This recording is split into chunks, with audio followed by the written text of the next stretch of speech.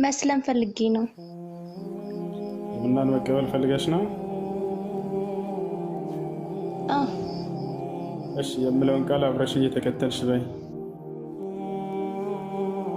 እሺ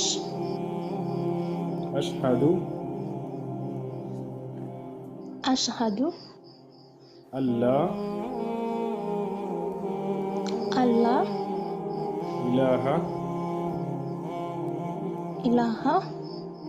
ኢላላህ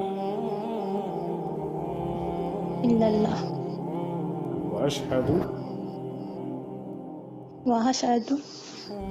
አነ ሙሐመደን ረሱሉላህ ረሱሉላህ። ማሻአላህ ጨርሰሻል። አላህ ምስጋና ይገባው። አሁን ያልሽው ቃል የሸሃዳ ቃል የምስክር ቃል ይባላል።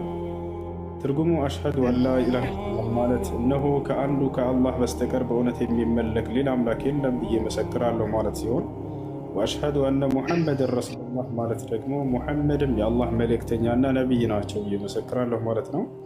ከዚህ በኋላ ሙስሊም ሆነሻል። ለአላህ ይገባው። አንድ ሰው እስልምና ሲቀበል ያለፈ ኃጢአቱ እንደሚማርለት አላህ በቁርአን ላይ ይነግረናል።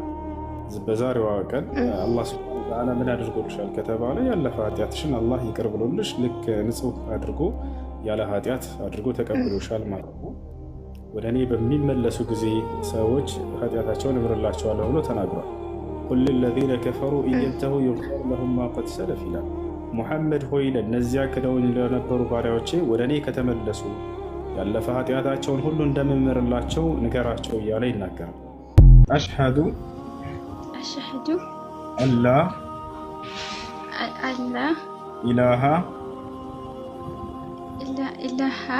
ኢለላህ ወአሽሀዱ አነ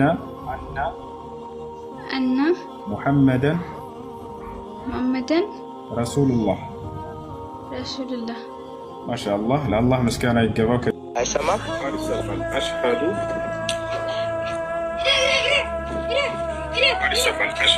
አይሰማም? አሽሀዱ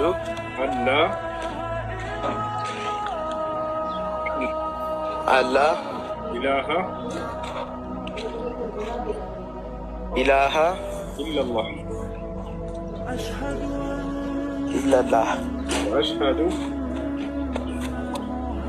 ወአሽሀዱ አነ ሙሐመደን ረሱሉላህ።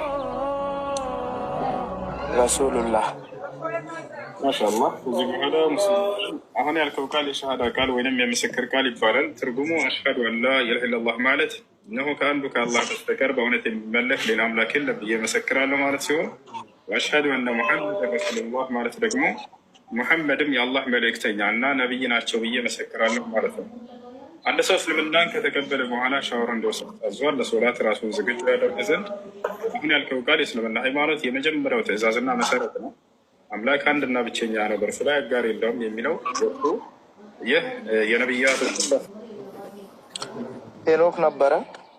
ያለፈ ኃጢአቱ ሁሉ ይማርለታል። አምላክ አላህ ሱብሓነሁ ወተዓላ አዛኝ የሆነ አምላክ ነው እና ባሪያዎቹ እርሱን ክደውት ወደ እርሱ በሚመለሱ ጊዜ በተመለሱበት ቀን ኃጢአታቸውን ሁሉ ንጹህ አድርጎ ይቅር ብሎ ያልፍላቸዋል። ይህም በቁርአን ላይ በርካታ ቦታ ይናገራል።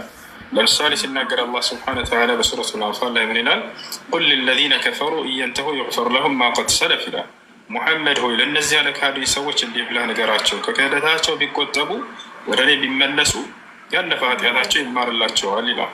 በሌላ ቦታ ላይ አላህ ምን አለ? ወኢኒ ለገፋሩን ሊመን ታበ ይላል። ወደ እኔ ለተመለሰ ባሪያዬ እኔ ምርለታለሁ እያለ ይናገራል። ነቢያችን ሰለላሁ ዐለይሂ ወሰለም ልክ እንዲሁ ምን አሉ? አልኢስላም የጅቡ ማ ቀብለሁ አሉ። እስልምና ከእርሱ በፊት ያለን ኃጢአት ያስተሰርያል አሉ። የማለት ሰውየው ሲሰልም ያለፈ ኃጢአቱ ሁሉ ይማርለታል፣ ይቅር ይባላል ማለት ነው። ከዚህ በኋላ አንድ